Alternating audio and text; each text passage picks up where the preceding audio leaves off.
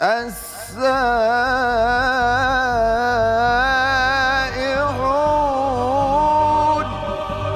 مثلا شما میدونید که پرهام حافظ کل قرآنه. آیه 17 بود. درست گفتم مامان. چطوری عزیزم؟ خوبی؟ آها این داره دنبال اسم ما الله قسونا بنا الا احدى الحسنيين. آیه منافقین برامون نخون. من گفتم یا ستاره بگیر یا ستاره بگیر.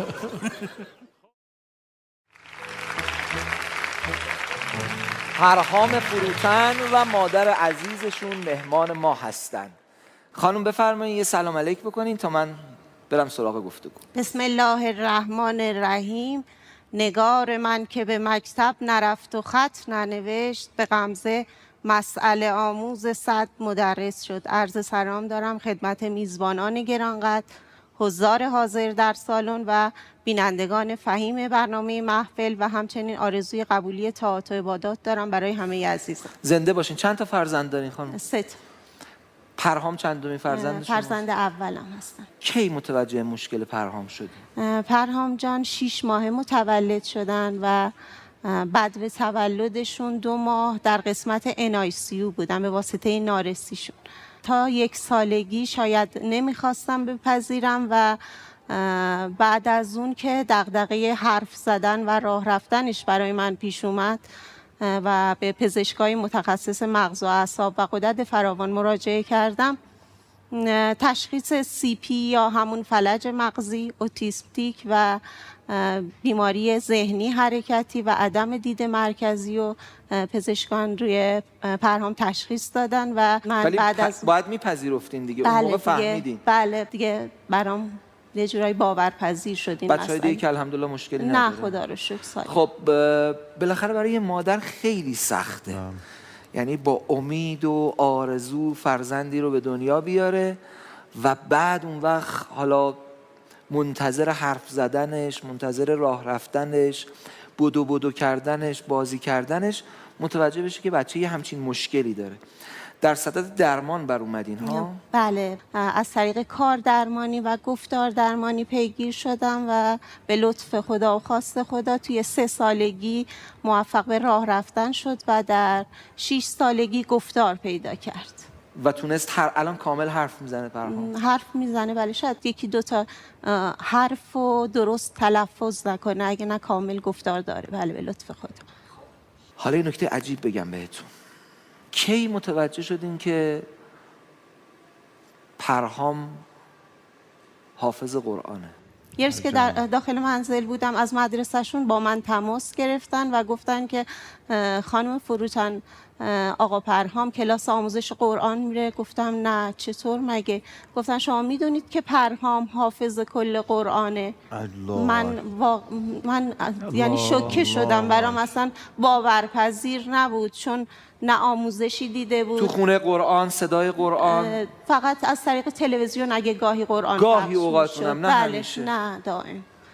یعنی یه چیزی که اصلا میگم در اعجازه دیگه، یعنی باورپذیریش به صورت عادی امکان نداره. برای ما هم باورپذیر نیست. آخه تلویزیون که پشت سر هم پخش نمیکنه که بگیم حالا یه نفر نشسته. آره دیگه میگن گاهی قطعه اصلا آقا پشت هم پخش پشت هم شما بار پشت جلو تلویزیون بشین، رادیو از صبح تا شب برات کل قرآن رو بخونه، آخر شب یه آیه هم حفظ نیستی. بعدم حالا بخوام اسم ضعف روش نذارم ولی واقعا با این شاید عدم توانمندی کاملی که پرهام داشته، یعنی مثلا فرزندان سالم گاهی اوقات باید کلی ابزار ترغیب و تشویق براشون فراهم کنن. اجازه است برای ما قابل باور نیست، برای میزبانامون هم قابل باور نیست تا اینکه بپرسن. آره نه. اجازه بدین که بپرسن. یه صلوات به شیوه خودمون بفرستیم. اللهم صل علی محمد و آل محمد. اللهم صل علی محمد و آل محمد. من این نکته‌ای که عرض کردم، ببینید من این نکته‌ای که عرض کردم حالا آقا حامد کاملش کرد، ولی می‌خوام اصلا قسمت‌های از قرآن ممکنه پخش نشده باشه. حالا بحث این نیست که اگه پخش شد شاید معجزه باشه، ولی مثلا من الان تلویزیون رو چند سال دارم رصد میکنم، همه قرآنو که توی مثلا 1 سال پخش نمیکنه یه جوری که من میخوام بشنوم. من الان سوالم اینه این چه جوری حافظ کل شده؟ اونم مادر اصلا خودشون هم نمید. مادر شما کامل میدونین خانم فروتن؟ میگم معلمشون با من تماس گرفتن و اینجوری عنوان کردن که پرهام بهشون گفته بود که آقا من میخوام بازیگر ملکوت بشم. شما میدونید ملکوت یعنی چی؟ گفت من رفتم تو گوشیم کاملا تصادفی میگفت معنی ملکوت رو برای پرهام سرچ کنم، بعد هم یکی یکی هی سوره ها رو گفت آقا من بلد، میگفت سوره اومد، بعد گفت من اون سوره رو هم بلدم بخونم، گفت خوند، بعد من رفتم چه معاون و مدیر مدرسه اونا اومدن خوندن و خون براشون و کارشناس علوم قرآنی. پس خود شما هم در واقع از ناحیه مدرسه متوجه شدید؟ بله خودتون هم نمیدونستید؟ نه منم اطلاعی یعنی رسالت معناش که ایشون هیچ کاری برای قرآن هیچ ندیگه دارن میگن هیچ کاری نکردن برای زنگ زدن گفتن و مدرسه تازه بهشون اطلاع داد. خانم نکنیم ببخشید جا اول اجازه بدید باور چون باور نکنیم. آره باور نکردیم نکنید منم قبول دارم. ببخشید. خانم فروتن من میتونم با پرهام سلام علیک کنم؟ خواهش میکنم پرهام جان. پرهام جان سلام. سلام. چطوری سلام عزیزم؟ عزیزم. خوبی؟ قربونت برم. قبول باشه نماز روزها. مرسی. خوش اومدی به تشکر. محفل. پرهامو تشویق بکنی. پرهام دارن تو رو تشویق میکنن. پرهام میزبانای ما اساتید ما میخوان ازت قرآن بپرسن. آماده ای؟ بله. بپرسین. ما سختگیرانه بپرسین. چشم. بسم الله الرحمن الرحیم. مثل الذين اتخذوا من دون الله أولياء كمثل العنكبوت اتخذت بيتا شماره آیه و اسم سوره رو بگو. وإن أوهن البيوت لبيت العنكبوت لو كانوا يعلمون. 41 عنکبوت. الله أكبر.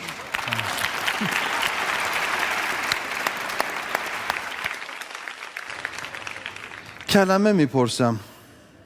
حظ الأنثيين. تو چه آیه از چه سوره؟ 176 نساء. الله اکبر. تشویق کنیم. حالا تشویق کنیم. من میخوام که پرهام تمرکز داشته باشه. حالا هر جا حستون بود تشویق کنیم. بریم. تفضل استاد رضوان. فبأي آلاء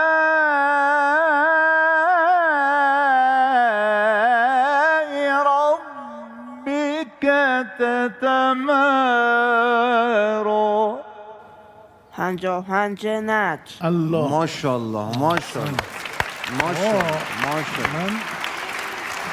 حاجی احمد موهاتو نکن. سوالو نه بپرس. میدونی من الان دارم فکر می‌کنم مثلا با بچه‌ای که تو این سن باشه، کلاس رفته باشه، استاد دیده باشه، روزی مثلا 4-5 تازه به زور میتونه اینجوری جواب بده. حاج احمد بپرس. فعلا بپرس. فقط یه کلمه بپرس. هست خیلی این جمله کمه. فاغرینا بینهم العداوه.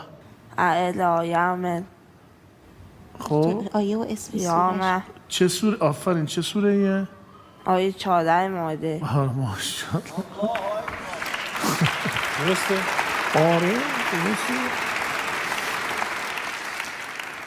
منم بپرسم یه بله. سوال سخت. ولا تطع الكافرین والمنافقین ودع اذاهم. 48 احزاب.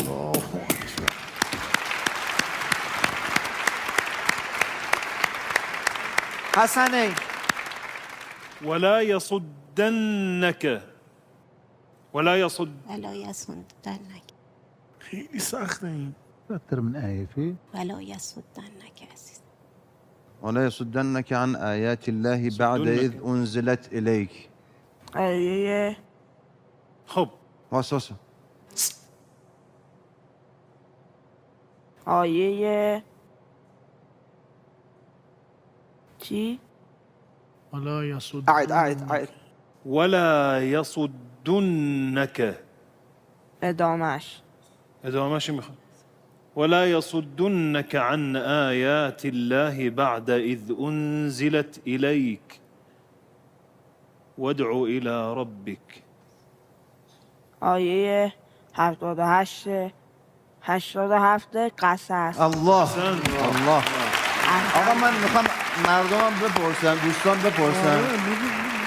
من قرآن شما میپرسی؟ بیا هر جا که دوستی دست بذار رو آیه، من همونو بپرس. گوش بده آروم که دینه چی میگه. ان الله یعلم ما یدعون من دونه من شیء. آیه 42 عنکبوت. الله الله الله. شما یک سوال بپرس. کجا؟ افمن كان على بينة من ربه ويتلوه شاهد منه. چی؟ تکرار. افمن كان على بينة من ربه ويتلوه شاهد منه. آیه 17 هود. درست 17 گفتم ماما. احسنت.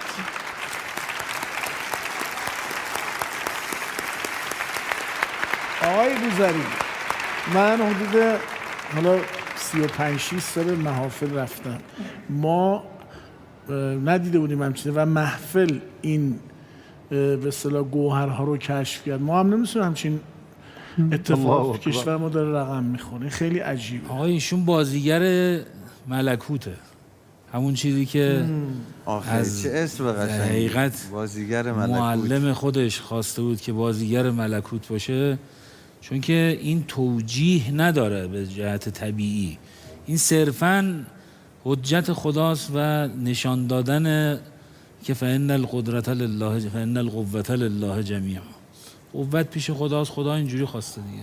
بازیگر ملکوت، بله یه خواهشی میشه ازت بکنم؟ بله یه درخواست دارم. بله. به ما میزبانا که اینجا نشستیم و این مجری عزیزمون، خب آقا رسالت بوزری، یه آیه‌ای که تو دلت هست اگه عنایت کنی لطف کنی به ما، برای ما بخون. آقایون یه آیه بگو. برای آقایون. هر آیه‌ای که تو دلته، حالته. خب بزنین یکی یکی بپرسیم. حامد برای پرهام جان، بله. برای حامد بخون. یه آیه برای حامد بگو. آقایی که لباس آیه قرمز داره. 112 توبه. آبرون میره یه وای. حامدون 112 توبه چیه حامد؟ سب کن. حامدون حامدونه. العابدون. برای حامد چی میخونی گفتی؟ آقایی که لباس قرمز پوشیده. آیه 112 توبه. ای جان سبحان الله. بخون.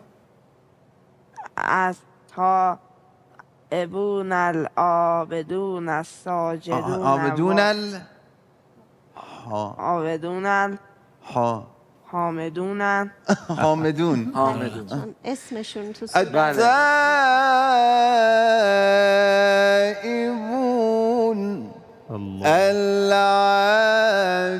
العابدون الله الحامدون الله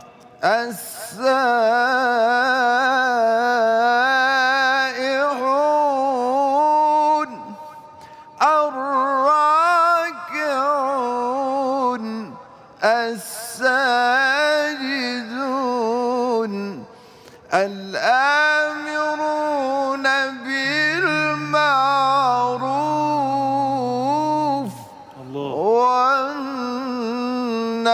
والناهون عن المنكر والحافظون لحدود الله وبشر المؤمنين. يا رب يا رب. الله. برای استاد رضوان. آقایی پرهام که جان. لباس کرم پوشیدن، نگاه کن براشون یه آیه بگو پرهام جان. آیه 15 آل عمران. آل عمران. ای جانم چیه؟ میخونی؟ وای کردم میخونی؟ قل أنبئكم بخير من ذلكم للذين اتقوا عند ربهم جنات قل تجري من تحتها الأنهار أنبئكم خالدين فيها قشنگه. وأزواج مطهرة ورضوان من الله. و رضوان من الله. رضوان من الله. آها این داره دنبال بله. اسم ما اسم میگرده. الله اکبر. خب سب کن. و قاسم به ما نه نه سب کنیم خودش خودش چی میگه؟ بگه. من فکر کنم همینجوری داره آقا مثلا میخونیم برای استاد ابوالقاسمی اسمش احمد، تو خونه کیومرث صداش میکنه. بعد آقای ابوالقاسمی که لباس حامد سبز موضوع پوشیدن. جدیه داداش. آیه 6 صف بیا. من بعد صح. اسمه احمد.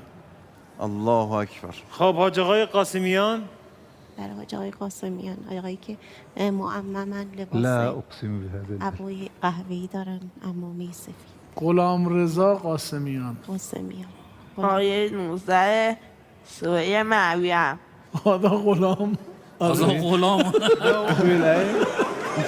غلام رضا عالی عالی عالی عالی.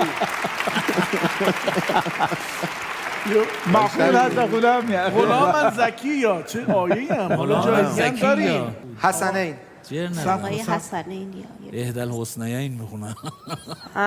52 توبه پنج توبه چی داره؟ 52 توبه. 52 سوره توبه تو 52 می قل هل تربصون بنا الا احدى الحسنيين.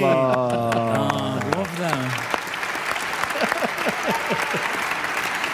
وای آقا نه رساله من واقعا کم دوست آوردم. دارم. من صبر کنید یه صبر لحظه، من یه سوال یه دارم. لحظه، یه لحظه. واسه آیه خودشو بخون. خب مجری عزیزمون که اسمش رسالت بوزری، برای آقای رسالت الذين بوزری. يبلغون الرسالة. آیه 23 سوره جن جن 23 آره راست میگه الا بلاغا من الله و رسالاته. به به ولی آبروداری کرده. آبروداری آره کرده. خدایی.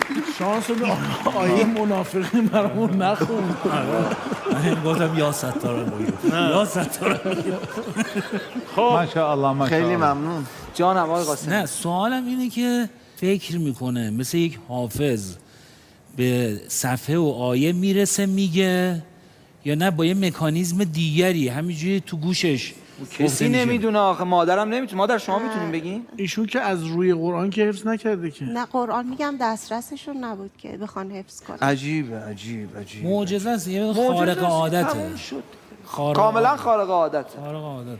حال به حال شما، برای حال شما یه آیه نه بخونم. آقا من تا من حسنین تو حاضرم. آماده ای؟ آره، من آماده. آقا خانم من- فروتن بله. حامد و حسنین من میخواین حاضرم. ببیننشون فرهام بعد. جون، برای آقایی که ما لباس تهش قرمز عذاب دیگه، پوشیدن، از این یه بالاتر آیه نیست. بگو ولی اسمشون داخل آیه نباشه، شرح حالشون دوست دارن بدونن، یه آیه که مختص خودشون یه باشه. شرح حال. آیه 28 رعد 28 الذين رعد. آمنوا 28 وتطمئن قلوب. رعد. رد الذين آمنوا وتطمئن قلوبهم بذكر الله ألا بذكر الله تطمئن الله، القلوب الله، الذين الله، آمنوا وعملوا الله. الصالحات طوبى لهم وحسن استفاده نکن الله. تو استفاده نکن حالا.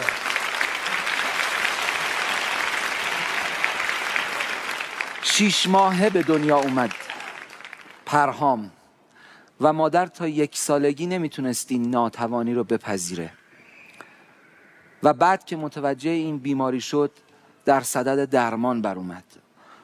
با اینکه تو خونه فقط و فقط خیلی عمومی صدای قرآن پخش میشد، از طرف مدرسه متوجه شدن که پرهام حافظ قرآنه، اونم این حافظ با این کیفیت که دیدین. فبأی آلاء ربکما تکذبان. ولا بشيء نشانه های خدا رو انکار میکنیم. يا رب پرهام حتما تو روزگار غلبه دنیای مدرن، تو روزگاری که همه چی با متر و معیار مادی داره سنجیده میشه، تو روزگاری که ما به تکنولوژی سواریم و با قدرت اون داریم برتریمون رو نشون میدیم، حجت خداست، به افتخار یکی از حجتهای خدا.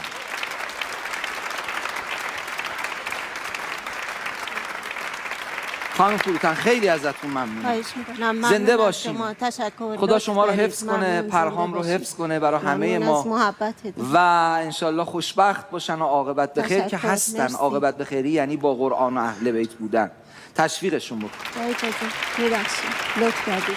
میبخشید. تشکر. ممنون. خیلی ممنون. خیلی موفق ممنونم. باشید. با اجازه. حسودیمون شد به خواهش آب میکنم. بده. میبخشید. فراد جان بره. سلام. ایستاده تشویق بکنید.